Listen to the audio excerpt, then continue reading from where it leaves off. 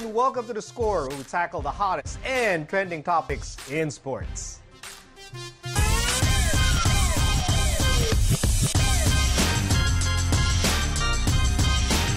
The UST Golden Tigresses now hold a twice-to-beat advantage over the Dela Lady Spikers after beating LaSalle in a playoff yesterday. The two teams are set to face each other again this weekend in the UAAP Final Four. Now, to give us their insights on the UST LaSalle matchup, let's bring in Gervacio, Michele Gumabao, and Tajima.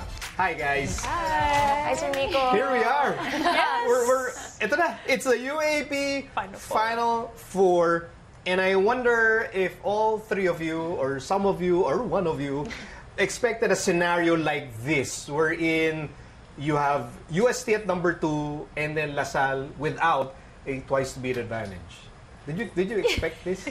I did not expect LaSalle to lose its twice-to-beat advantage. But, Sir Miko, nung nakatapat nila ang UST, after that loss with FEU, medyo nakakutob na ako that if UST plays their game, it's possible. Now, you probably were not surprised with the way Sisi Rondina played. Sisi Rondina, I think everybody, we've seen the best of Sisi Rondina, but that game was like one of the highlights of her career. It's her last year. Ang daming nagsasabi na she dropped a bomb in San Juan Arena because it's true. She really was phenomenal in that game versus the LSU. Yeah, and like her leadership goes beyond the number of points she's scoring. She's setting a good example to her teammates. Alam mong go-to spiker siya. So all her skills and talent andun na, all in one, and it's her last playing year. Yes, and kitang-kita natin na sobrang gusto niyang bumawi from their last elimination game against LaSalle. I was with her after they dropped game 2 and parang sinasabi niya, ate, kinapos lang talaga. And she proved it na talagang ready to bawi at talagang bumawi nung playoff game. And Sisi's efforts, along with, I think you also wanted to quickly mention Isa Jimenez and Rachel Roldan. Yes.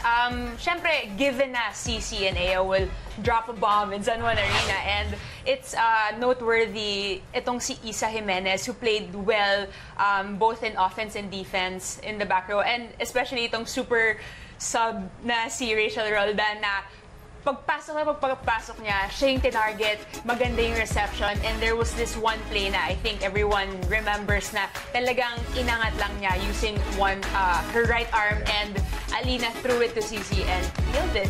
So, phenomenal. And with that phenomenal performance by the Tigresses, they now have twice-beat advantage over LaSalle. So, it's a best of 3. So, UST won last night, and now they'll face each other for, well, maybe 2 more times, maybe, we'll see. Let's go to the keys to winning for the twice-to-beat team. That's UST. Michele, I'll start with you. Keys to winning for the Tigresses. For me, of course, it's Sisi Rondina. And the second is the middle blockers of UST. If you activate and establish a good middle blocker or good middle blockers, you'll be able to take some pressure off the strongest point of UST's offense, which is the open spiker, Sisi and Aya. May, keys to winning for UST. For me, it's Sisi Rondina, and I think I have to give credit also to Milena. I think it's hope she recovers well from her injury, but then it's the big boost for her teammates. She's a big factor for them to step up, and it's their motivation to really perform well and work as a team. Yeah, they want to win it for Milena. Yes. They want to win it for Sisi. Yes. Send her off, on a championship farewell, storybook ending maybe. Z, UST key to winning. I think sobrang solid na ni Sisi and Aya. Like, automatic na yan. They will drop double digits in one game. But, so the other thing is the utility in middles, which will come from the ball distribution of their setter. All right, so those are the keys to winning for UST. Now, LaSalle in unfamiliar territory without the twice-to-beat advantage. What are their keys to winning? Michele? For me, Sir Miko, it's really CHENG. It's her last year. She has to be able to step up and hopefully lead the team. Yun yung nagkulang nung game nila. You see Sisi Rondina on the opposite side of the court. You need CHENG to also be that for the LSU. And of course, they also have to distribute the ball well so that they establish all of their middles and their other spikers. May, keys to winning for LaSalle. For me, it's their championship experience. They have to also bring back that feeling in them that, kasi in the second round to the semis, I think hindi na siya on the skills eh. It's more of the character. It's a test of character already for an individual player and also as a team. So they have to bring back that emotion, the parang giggle that they have to defend their crown. And also, of course, the super rookie, Jolina Dela Cruz. Rookie ba siya? Yes. Yun. So like she keeps performing well for her team. Being a utility, she's there to block also the open spiker and defend and kill attacks.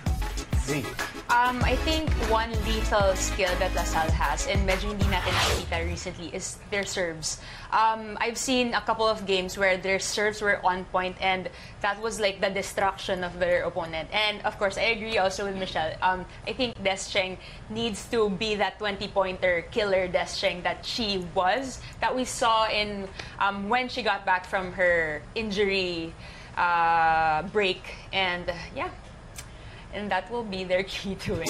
Okay, there are certain intangibles here. Let's start with with LaSalle. So LaSalle needs to win twice.